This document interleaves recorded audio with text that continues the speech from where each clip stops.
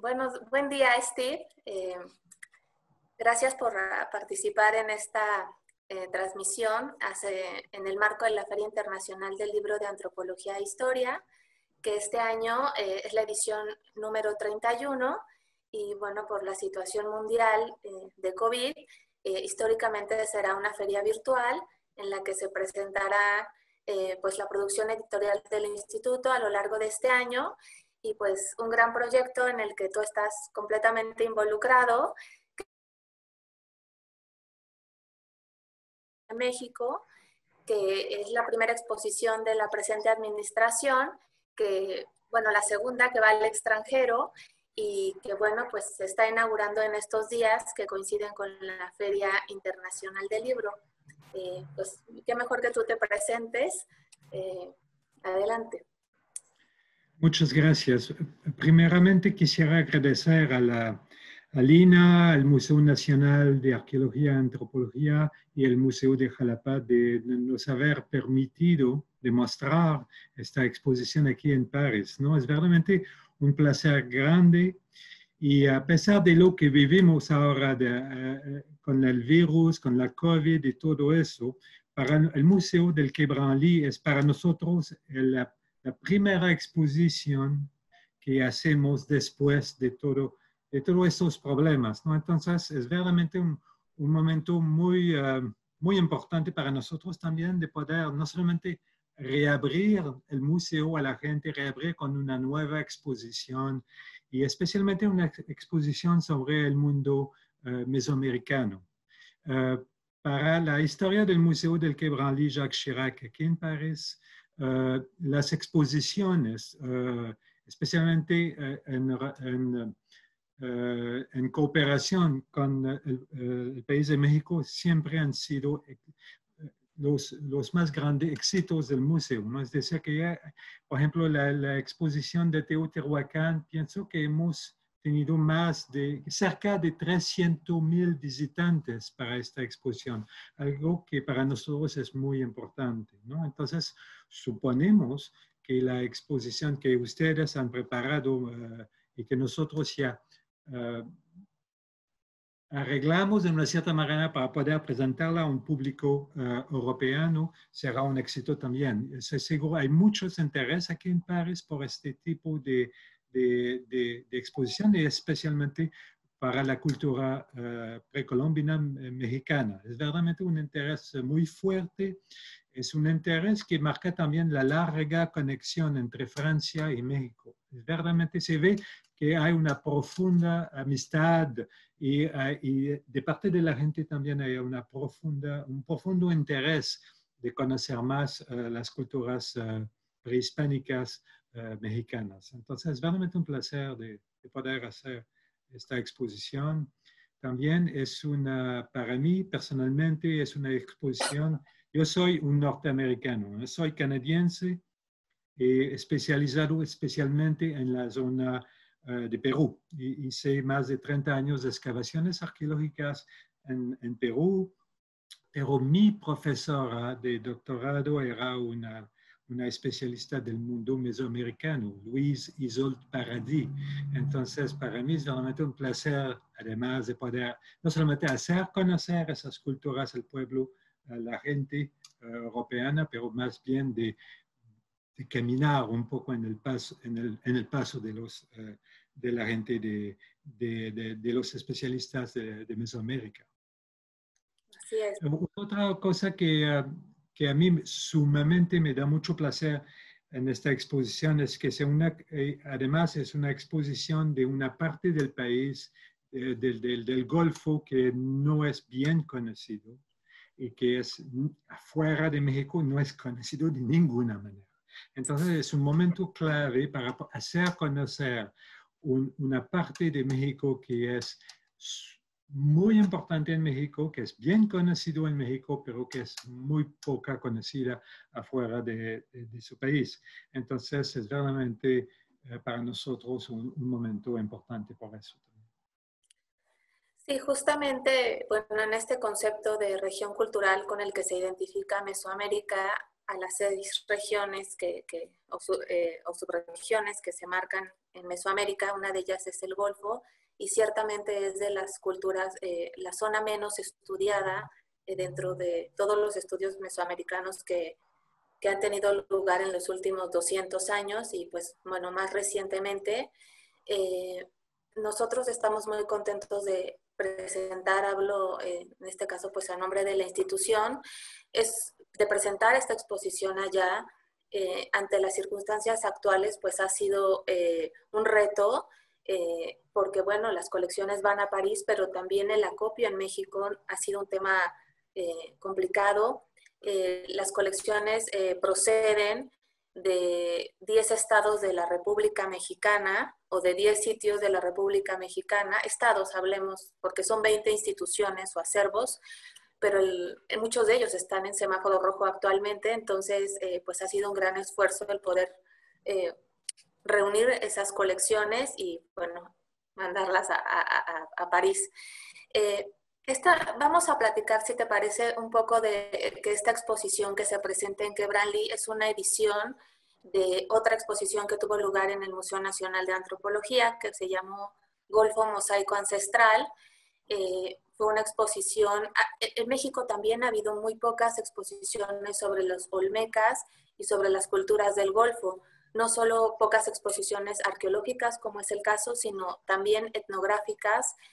Son muy pocas las muestras que ha habido en términos de museos, de proyectos curatoriales, expositivos, en torno pues a esta región cultural mesoamericana.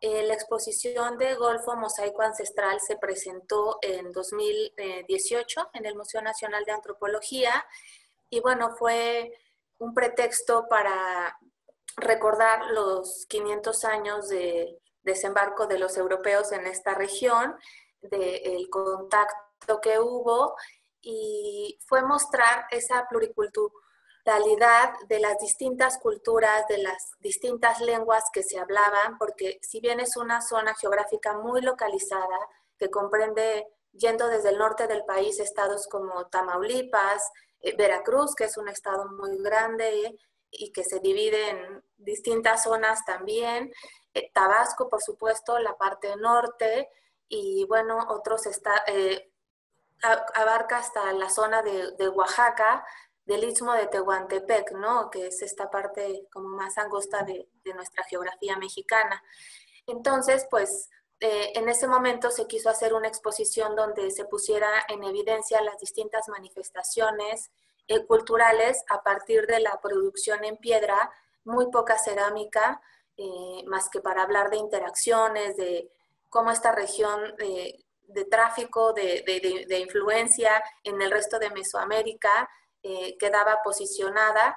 Y pues también es hablar de temporalidad, porque pues son las primeras sociedades organizadas en esta cronología que marca Mesoamérica de todas las culturas en nuestro país.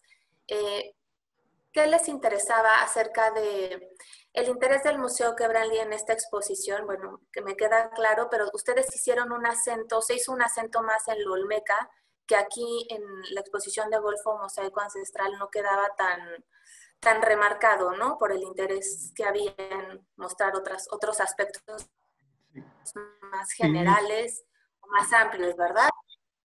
Sí, bueno,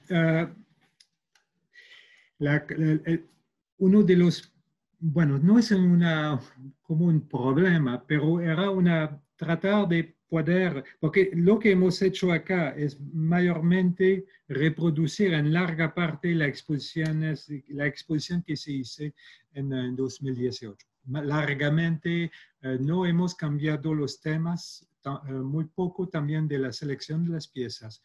Y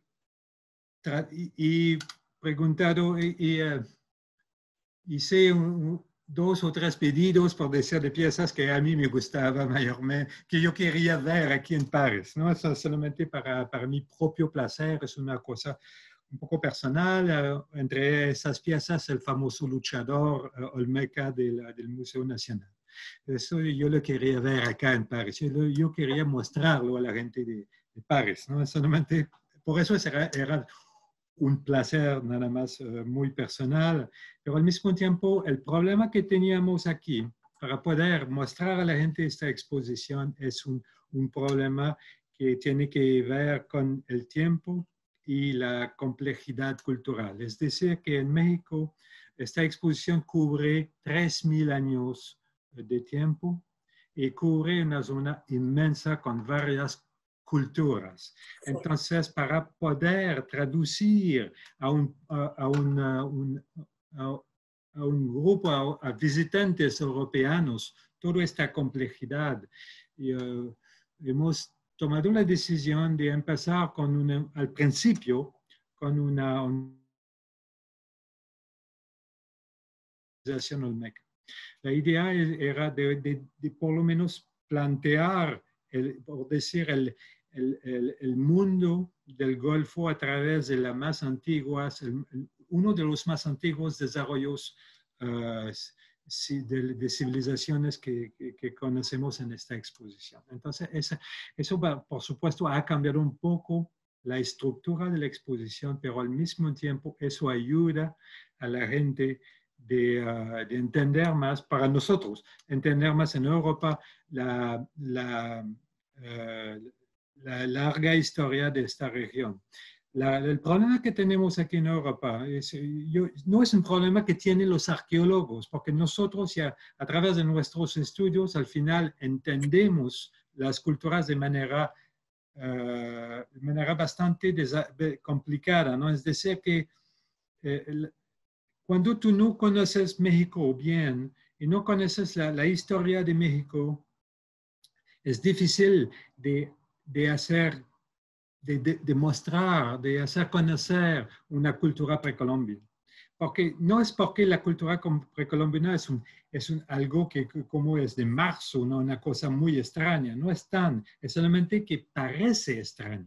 Es decir, que todas las culturas para mí son más o menos iguales, es decir, que tienen sus propias maneras de hacer su vida, de hacerse una estructura social, política, enseguida, pero la especificidad mexicana o de América del Sur, digamos, es única al nivel estilístico, al nivel de sus urbanismo. Entonces, si no lo traducimos, la gente no es que no entienden, es que la gente sale de eso como en su idea que es un mundo misterioso, que es un mundo extraño, y es la única cosa que yo no quiero. Yo no quiero que la gente salga de esta exposición con la idea, oh, el mundo mexicano es misterioso. Bueno, no es misterioso. Es la historia de un país, es la historia de un país que tiene una larga historia y lo que queremos mostrar es realmente que las culturas prehispánicas hacen parte de la historia de México. Entonces, demostrar que hace parte de un mundo de desarrollo cultural que es diferente a lo de Europa o que es diferente a lo del Medio Oriente, pero al mismo tiempo que es más o menos las mismas cosas. Los seres humanos son iguales en todos los mundos.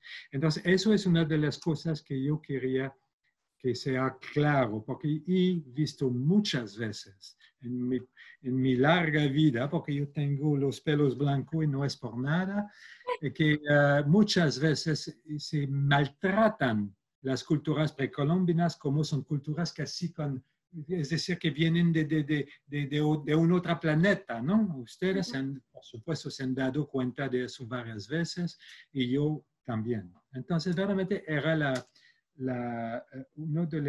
una de las problemáticas que yo quería asegurarme que no salen de eso con eso. La otra cosa que me da un placer inmenso en esta exposición es que es una exposición que es un sueño para los arqueólogos, porque es una exposición con contextos arqueológicos del principio hasta el final. Es decir, que todas esas piezas provienen de contextos excavados y mayormente por arqueólogos mexicanos y además con contextos arqueológicos propios. Es decir, que podemos hablar de contextos y no solamente de piezas arqueológicas. Y eso para mí es verdaderamente muy importante yo pienso que en la época en la cual vivimos es muy importante de poder enseñar a la gente, mostrar verdaderamente contextos cultural completos, no solamente objetos así que son muy lindos, pero que al final no te dan la información antropológica, etnológica necesaria para entender el proceso cultural. Y eso para mí es una exposición, y eso lo agradezco a ustedes, que quiero felicitarlos al Museo Nacional y a la gente atrás de la primera exposición, porque verdaderamente para mí ha sido un placer, y segundo, un trabajo muy fácil aquí en París, porque ya la estructura de la primera exposición es inteligente, tiene un sentido. Entonces, eso es un placer. Muchas exposiciones arqueológicas no son así. Entonces, es una cosa que yo pienso que tiene que seguir adelante. Y bueno, es así esta vida. Bueno, volviendo un poco a lo que dices de que, bueno, es un placer yo soy historiadora, no soy arqueóloga, pero entiendo la importancia para los arqueólogos y los estudiosos de la arqueología de encontrar piezas en contexto. Es curioso que siendo una región cultural tan poco estudiada respecto a otras, bueno, pues hay una larga tradición o como muy constante de excavaciones y además en sitios que han sido como muy generosos, donde ha sido posible encontrar estas piezas en contexto y establecer relaciones locales y relaciones regionales, ¿no?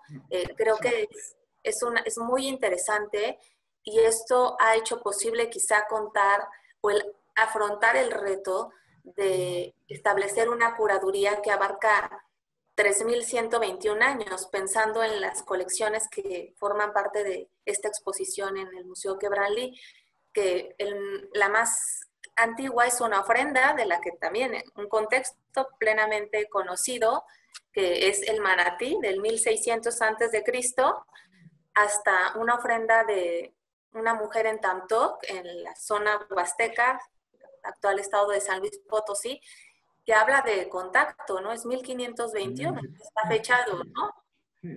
Es verdaderamente una exposición, es un desafío, para decir la verdad, ¿no? Descubrir tanto tiempo y además cuando aquí tratamos de hablar con los jornalistas aquí en París, no es fácil porque el concepto de 3 milenarios es un concepto complicado, es un concepto, si tú vives toda tu vida en el pasado como yo, es otra cosa. Tú te dices, 2000 años es así, 1500 por allá, 500 por allá, 500 antes de Cristo, pero no es así para la mayoría de la gente. La mayoría de la gente normal no viven así. Viven en el momento presente y miran atrás, pero miran 2, 3 generaciones, miran 100 años, 150. Cuando tú hablas de 1000 por allá, 1000 por allá, es una cosa que es conceptual, es decir, hay que construir en la mente de la gente un lugar en la cual poner esas fechas, ¿eh? Si no, es casi imposible. Y no lo hemos hecho, pero al mismo tiempo muchas veces trato de hacer entender a la gente que los olmecas son para ustedes una cosa histórica, es un grupo histórico, no es un grupo prehistórico. Es decir, en el sentido que es un grupo que pertenece a su historia, como el grupo aquí de los Gaulois pertenece a la historia de los franceses. Es decir, que ellos tienen que entender que para nosotros el concepto de prehistoria, cuando lo ponemos este grupo allá, como si están afuera de la historia, es un concepto que para mí me parece sumamente no ligado a México, a la gente de México, porque para ustedes es parte de su cultura. Ustedes van a la escuela y van a aprender sobre los olmecas como la gente aquí en Francia aprenden de los Gaulois, de la misma manera, historias distintas, pero al mismo tiempo con la misma idea de ver en su pasado las raíces de sus propias culturas. Y yo pienso que eso es importante aquí en París de hacer a la gente entender, no es decir que los gaulois son como los olmecas o viceversa, pero al mismo tiempo que entienden que son procesos culturales que son totalmente semejantes de una cierta manera. La otra cosa que es muy importante para mí aquí en París, que lo han hecho muy bien en México, pero para ustedes es normal.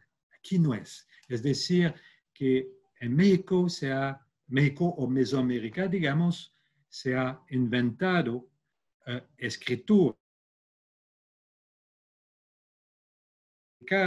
muy complejos, se han inventado técnicas de astronomía muy avanzadas. Y eso es la otra cosa que yo quiero que la gente entienda aquí, es que las culturas precolombinas no son culturas primitivas, son culturas que han desarrollado cosas que no se han hecho en muchos lugares en el mundo. Hay solamente 4 o 5 lugares donde salió la escritura, nada más. En Europa nada se ha hecho. Todo fue copiado a partir del Medio Oriente. Entonces es importante que la gente entienda también que en México esta historia también es parte de una historia escrita. Es decir, que al final de Entre Zapotes, por supuesto, al final de la historia olmecas, veamos a empezar una historia escrita. Es decir, que ya la consideramos prehistoria, pero no es para la gente de los olmecas o de los mayas, no era su historia, no era una prehistoria, digamos, ¿no? Entonces, es el tipo de preocupaciones, digamos, que yo tengo y que yo estoy tratando de hacer conocer aquí en París, ¿no?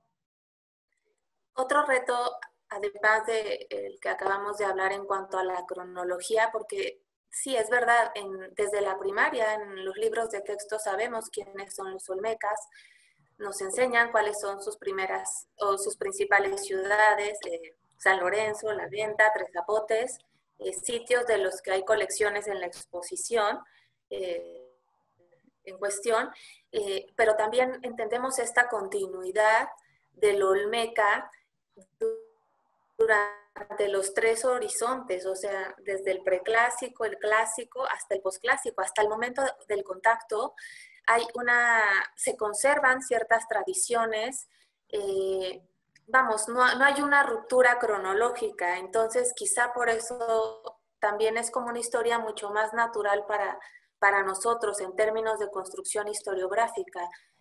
Creo que ese es un reto que ha salido muy bien en esta traducción curatorial de la exposición que se va a presentar allá. Pero otro que a mí, que me lo planteo muchas veces, porque incluso para nosotros no fue fácil en la exposición del Museo Nacional de Antropología, es hablar de la multiculturalidad de toda esta región del Golfo de México. Son distintas culturas, se habla de 20 lenguas que se hablaban en esta región del Golfo al momento del contacto. Al día de hoy, al menos hay 13 a 16 lenguas activas en toda esa zona. Y bueno, son culturas también distintas. O sea, es no solo hablar de olmecas, sino de la parte norte, de los huastecos. Es decir, es una geografía cultural y territorial muy diversa que, bueno, pues sí, forma parte de México, pero es un mosaico, de verdad, y con características muy peculiares que viendo los objetos, pues te vas familiarizando y vas entendiendo ciertos rasgos estéticos, ciertos modelos de representación y también de representación de las deidades, hablando ya un poco más hacia el posclásico. ¿Te parece también que va a ser un reto el hecho de mostrar distintas geografías en esta exposición? Ojalá. Quiero decir que es verdaderamente, esta exposición es un poco una locura. Es decir, que es como tratar de mostrar Europa con 20 lenguajes y 3.000 años de tiempo en un solo lugar, en un solo golpe. Entonces es verdaderamente un desafío bastante grande, yo pienso, pero había que hacer selecciones. Ustedes han hecho selecciones, si no, no había manera de salir de eso, o había que hacer 15 exposiciones enseguida, sin terminar, porque, bueno, es una zona tan rica, es una zona de... Cuando nos damos cuenta de la complejidad de esta zona, de los grupos involucrados entre ellos, ¿no? Los seres humanos les gustan tocar otros seres humanos, ¿eh? Es una cosa muy importante para la gente, para nosotros, para nuestros tipos de animales. Somos animales que nos gustan tocarnos, ¿eh? Es verdad, ¿no? En México ahora yo estoy seguro que la gente se vuelve loco con las máscaras y sin la posibilidad de darse eso, sin la posibilidad de embarazarse, de darse besos, de tocarse enseguida. Es verdaderamente parte del ADN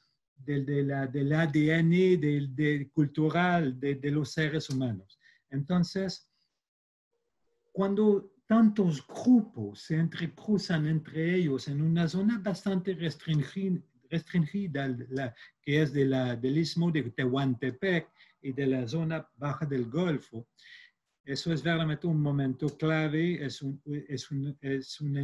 zona de intercambios culturales tan fuertes que de ahí surgen nuevas ideas, nuevos comportamientos, nuevas estructuras sociales, políticas, estructuras al nivel de las formas de poder, por decir. Entonces, verdaderamente para mí es un placer de ver la zona del Golfo ahora que he tenido la suerte de poder pasar un poco de tiempo mirándola, leyendo sobre el asunto y la zona y los trabajos mayormente de la gente de los especialistas de México, es realmente un placer de ver este laboratorio humano del cual va a surgir una complejidad cultural tan fuerte. Y eso es sumamente, tiene que ser en relaciones con el gusto de tocarnos, de contactarnos, de intercambiar entre nosotros, entre grupos. Y se ve el contacto con Cortés hoy día y se ve también en la época prehispánica. Y se ve cuando fue la zona de Veracruz, se ve en el orgullo de la gente. Cuando tú hablas a la gente de su zona, bueno, se ve una luz en sus ojos, ¿no? Es verdaderamente que son gente muy muy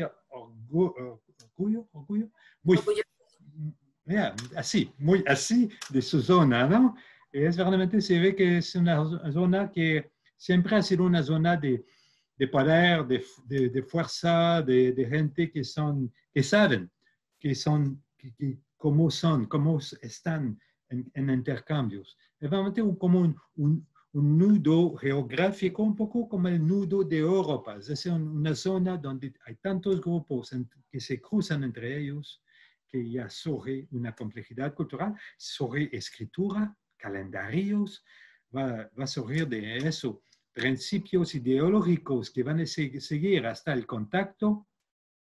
Los aztecas van a ir allá y servirse de los mismos principios ideológicos porque son poderosos. La manera de reutilizar el dios Tlaloc, el dios de la lluvia, pero no solamente el dios de la lluvia de manera genérica, lo que es, bueno, hay lluvias por todo lado, si queremos un dios no es tan difícil de hacernos un dios de la lluvia, pero de hacer un dios de la lluvia con una conexión de la zona del Golfo. Es decir, que hay todavía en el pensamiento cultural de los aztecas, no solamente de los dirigentes, más que todo de la gente en general, hay un pensamiento del Golfo muy fuerte. Y cuando reconocen el Tlaloc antiguo de la zona, reconocen también este lugar que tienen ellos en su mente. Es decir, que los dirigentes, para mí, aztecas o mayas, las lindas piezas que nos has proporcionado, qué pieza, ¿no? Es verdaderamente increíble. Pero estas piezas mayas que salen de uno de los sitios los más maravillosos que he visto de mi vida, ¿no? Es esta cueva, este tipo de cuevas cerca de Chichén Itzá, nos hace pensar que verdaderamente el poder de la zona del Golfo, posiblemente y además su tradición a través del tiempo, era una tradición que era muy, ¿cómo decir? Muy buena para pensar por otros grupos alejados, por grupos en la zona maya de Yucatán, por grupos de la zona de México. Era la gente del Golfo habitaban la mente de la gente de Mesoamérica. Tradición muy fuerte, pero una tradición, ¿cómo decir? Al nivel ideológico poderosa, ¿no? Poderosa, sí. Y eso si podemos, en la exposición, si podemos lograr que la gente entienda eso, yo pienso que hemos hecho nuestro trabajo. Es decir, que la gente entienda cómo los seres humanos, cómo se inventa complejidad cultural, ¿no? Es decir, que cómo lo hacemos. Bueno, lo hacemos así. Los hacemos tocándonos, nos damos besos, ¿no? No con una máscara y en una COVID, ¿no? Lo que vivimos ahora es la muerte de las interacciones culturales.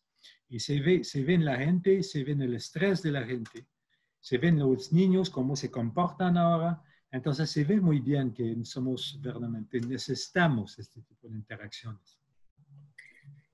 Bueno, hay algo muy bonito de lo que has dicho. Vamos a hablar quizá, si te parece, de este brasero maya que se encontró en esta cueva a 6 kilómetros de Chichén Itzá. Esta cueva donde hay esta gran estalactita que simula el árbol sagrado de los mayas, la ceiba. Sí. Y bueno, tú que eres arqueólogo, sé que lo pensaste con más sensibilidad. Pensaba en el culto por la montaña sagrada de los olmecas. Finalmente esta conexión entre lo celestial y lo terrenal, que es un concepto o una creencia tan poderosa que se transforma en otra cultura también, ¿no? Sí. Pues, Sí, totalmente.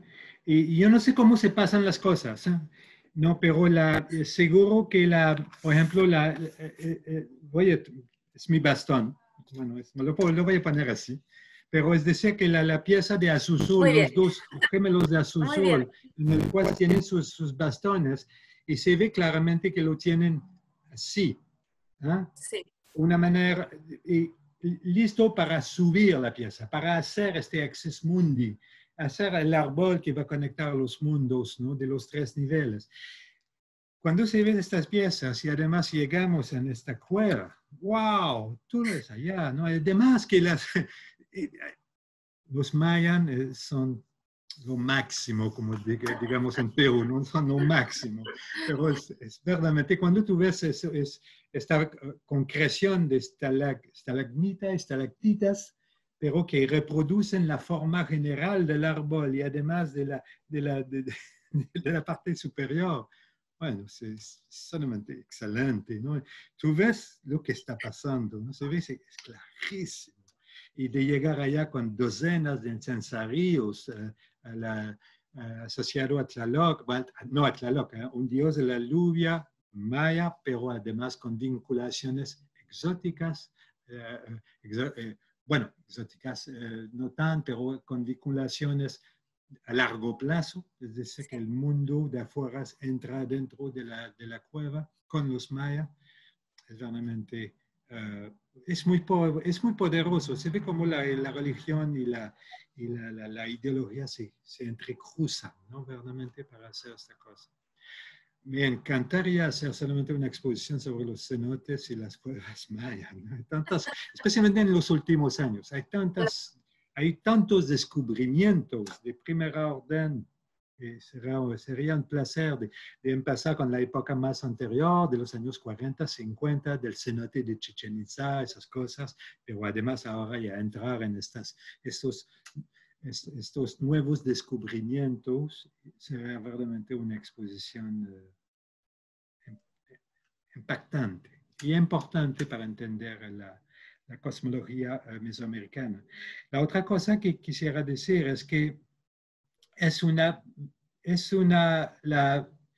no, mitología yo no pienso que es verdaderamente la buena palabra, pero esta geografía sagrada que se encuentra con los olmecas a su principio, ¿no? de las cuatro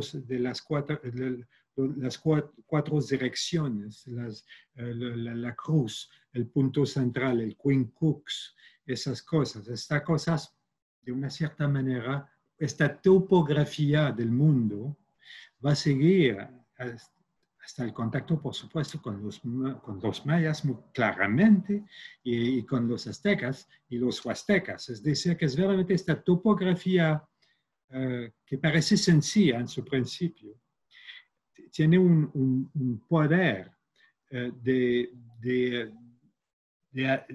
¿cómo decir? Un poder de entendimiento, un poder de hacer comprender a la gente el mundo alrededor de ellos. Es tan fuerte que este concepto va a seguir con el tiempo, completamente. No es tan el motivo que continúa todo el tiempo, es este lugar en la mente de la gente que continúa hasta el mundo. Y es la otra cosa también que yo trato de hacer entender a la gente, que ustedes están mirando piezas arqueológicas, es una cosa, pero tienen que entender el ritual alrededor de la pieza. Porque esta pieza sin el ritual no significa nada. Es un objeto como decir un lápiz. Pero en el contexto ritual, hacer entender de la gente la importancia, por ejemplo, de las cabezas colosales, las cabezas olmecas, de presentarlas, de ponerlas en el sitio, el contexto ritual alrededor de esas piezas es verdaderamente el impacto sobre la gente. Es decir, que los seres humanos son animales que les gustan los shows, los espectáculos. Los mexicanos especialmente les encantan esas cosas, ¿no?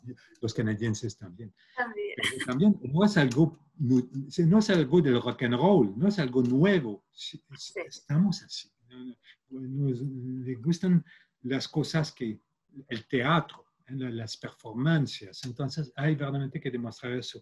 Las cuevas mayas, por ejemplo, son lugares de performancias, ¿no? Es un lugar donde se hace una cosa muy impactante. El grupo se vaya, los sacerdotes, los dirigentes se ponen allá, puedes casi hacer el olor de los incensarios que cubre completamente la zona.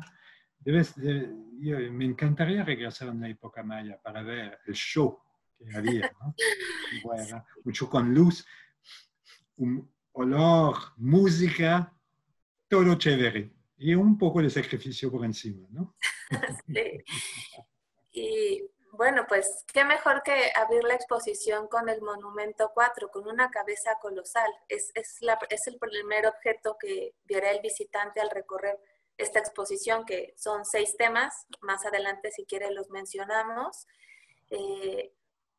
Creo que ha sido un gran acierto. ¿Qué objetos más icónicos para pensar en los olmecas en términos de escultura que las cabezas colosales, que además son el principio de los estudios sobre los olmecas o de los estudios formales de la construcción historiográfica en torno a entender quiénes eran desde el hallazgo de la cabeza de Hueyapan? Pero bueno, aquí estará la más pequeña quizá de las 17 cabezas que a la fecha se han encontrado.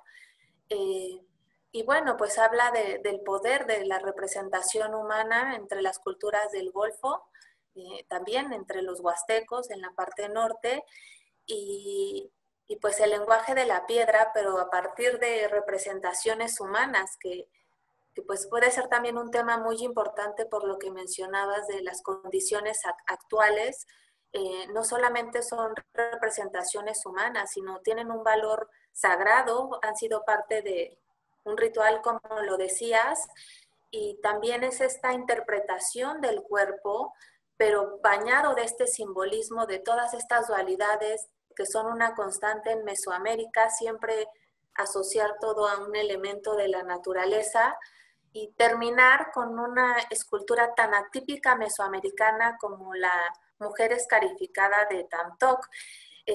Bueno, estoy pensando que a ustedes también les gusta el show entonces, porque es un final también muy poderoso. No quiero decir una barbaridad, pero la primera vez que vi en Tamtok esa escultura pensé hasta en los etruscos, me parecía tan atípica. Vamos, fue hecha, es una arenisca, pero es perfecta la piedra, es tan lisa como las formas, no puedes pensar menos que en fertilidad, en la belleza de la fertilidad asociado a la mujer. Van a ser dos momentos pues estelares de la exposición, más allá de que sea solo el principio y el final, es hablar de dos regiones geográficas, de dos momentos muy alejados en la cronología de lo que presenta esta exposición y también pues en cuanto a la interpretación de pues sí, del cuerpo humano, ¿no? Yo no puedo dejar de pensar en querer tocar la escultura de la mujer escarificada. No van a poder tocarla, pero Nadie puede hacer, pero sus yo la voy a formas, tocar con un guante, pero la voy a tocar. vas a tener ese placer. Pero, vamos, no tiene rostro, pero su cuerpo es profundamente poderoso. Vamos, las caderas que tienen, ¿no?, que aluden a la fertilidad. Y comenzar también con esta cabeza colosal, bueno, creo que va a ser muy interesante, porque además la idea de la exposición, yo pensaba en este principio y en este final, cómo será tomado por el visitante. Creo que es un gran recorrido geográfico y cronológico y que más allá de leer los textos van a entender a través de las formas distintos momentos, distintas formas de interpretación, distintas creencias y pues todas en un mismo espacio, ¿no? Sí, y empezamos con un hombre, terminamos con una Con mujer, una mujer, muy sí. verdad. Pero además, lo interesante es otra cosa que es sumamente, bueno, hay varias cosas que puedo decir, pero primero, para mí no lo que me sorprende como antropólogo, pero lo que quiero que la gente entienda en esta exposición, y ustedes lo han hecho, no es mí y no es mi... no, la culpa no la tengo yo. La culpa la tienen ustedes y especialmente los huastecas tienen la culpa y los otros grupos alrededor de ellos. Es decir, que se ve en las culturas del Golfo una solución política distinta. Es decir, que nos proponen formas de poder que no solamente están en las manos de hombres. Proponen un tipo de poder que es verdaderamente, puede ser también en manos de otros sexos, y eso para mí es sumamente importante demostrarlo, porque no es único. Yo lo sé por la parte norte de América, por la parte sur de América del Sur, por Indonesia. He visto grupos con estructuras de poder matriarcal o asociado a mujeres, y yo pienso que es sumamente importante demostrarlo, y ustedes han hecho un trabajo excelente en seleccionando esculturas, mayormente huastecas, pero no solamente huastecas, que muestran mujeres en posición no solamente de poder, pero también con los atuendos, con los elementos de la guerra, con los elementos del poder, y para mí es clarísimo que no son solamente diosas. Es decir, si es una mujer, es un dios. Si es un hombre, es un dirigente. Eso yo no lo creo. Yo no pienso que es verdad. Yo pienso que si una mujer tiene elementos iguales a un hombre, esta persona también es una persona de poder. su posición, la política exacta, yo no la conozco. Un día quizá entenderemos mejor las estructuras de poder.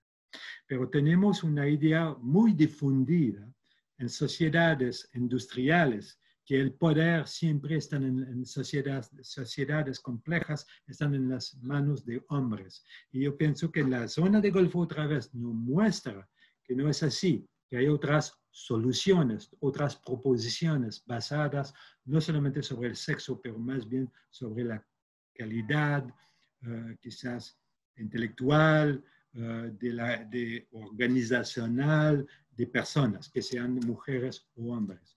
Yo pienso que eso es sumamente importante. La mujer escarificada de Tam Tok es una pieza de una belleza única en el mundo.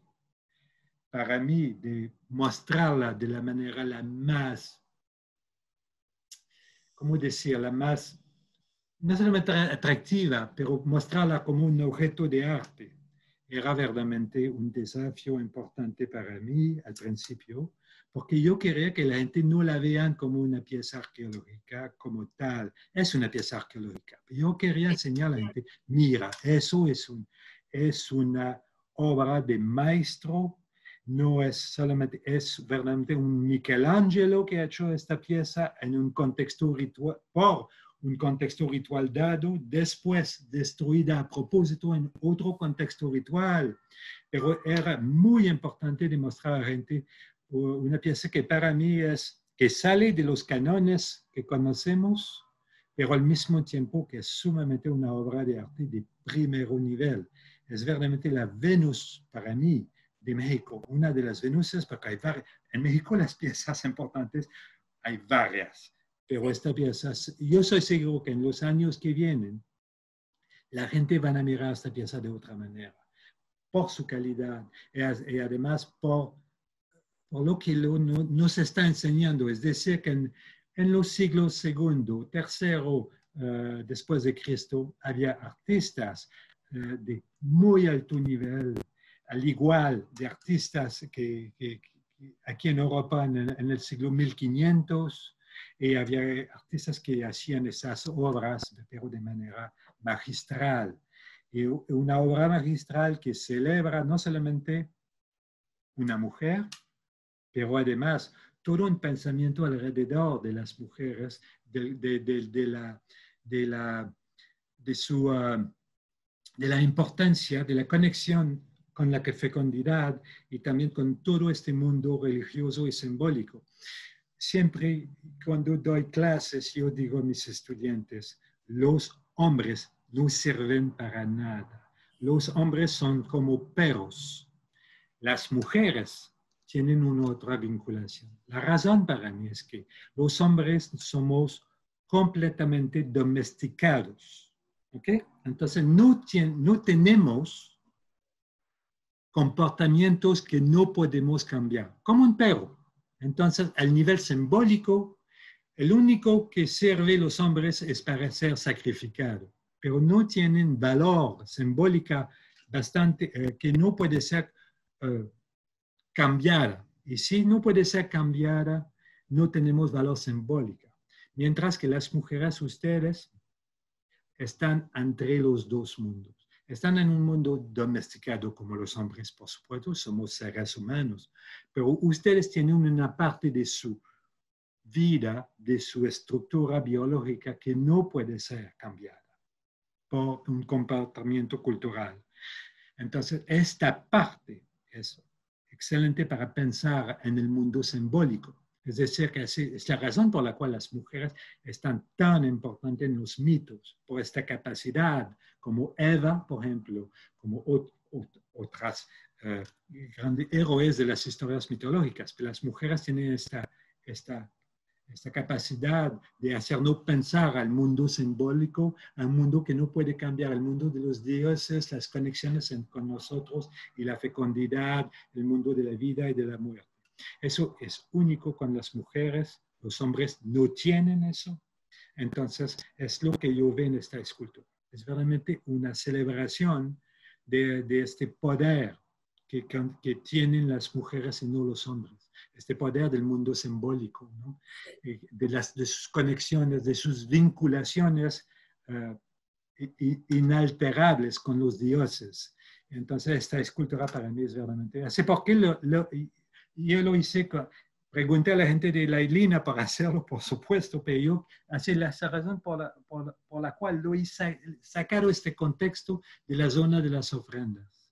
Porque yo quería hacer de esta pieza la pieza final, el punto final de la salida, pero al mismo tiempo hacer pensar a la gente, mira esta obra de arte, mira esta, y piensan que hay eso, el mundo de Mesoamérica es un mundo lleno de sorpresas y de cosas, de maravillas. Y eso es verdaderamente una maravilla. La cabeza colosal la tenemos a la entrada del museo porque no podemos hacerla subir arriba para mostrarla en la zona de exposición. El peso es demasiado grande. Entonces, es una chiquita cabeza, pero que tiene casi 1,5 metros de altura y casi 6 toneladas de peso. Entonces, es algo bueno, bien. pero es una circunstancia muy afortunada porque significados y pues en ese mundo de significados de Mesoamérica, de las culturas del Golfo, también creo que puede tener muchas lecturas. El hecho de abrir y finalizar la exposición con estas esculturas, pues hay mucho más que decir, pero ya creo que nos quedan 2 minutos o 1 minuto para despedirnos. Muchas gracias, Steve, muchas gracias por tu tiempo hoy, por tu generosidad en este proyecto y pues nos vemos muy pronto.